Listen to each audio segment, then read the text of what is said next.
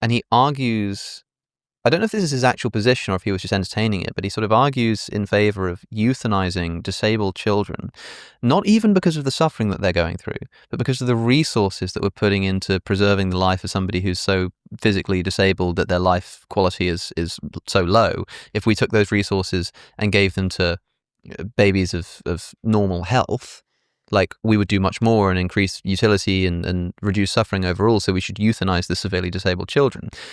For a lot of people, that is just like instantly, I mean, discrediting it.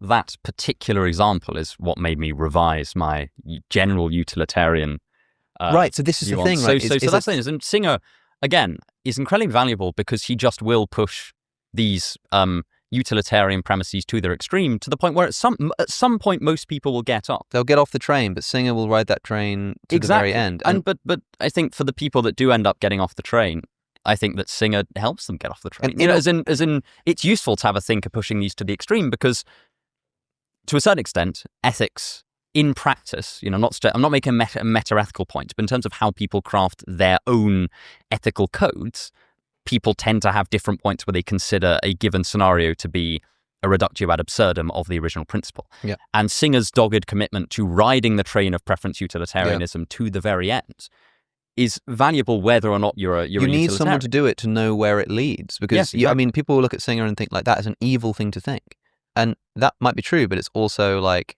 that's informative, because if you think it's an evil thing to think, you learn something. And if you read Singer's essay and think that he is correct to conclude that we should do that, then you realize that the philosophy is evil, and you've just sort of discounted at least his version of utilitarianism, which is so useful and important. It's useful to know.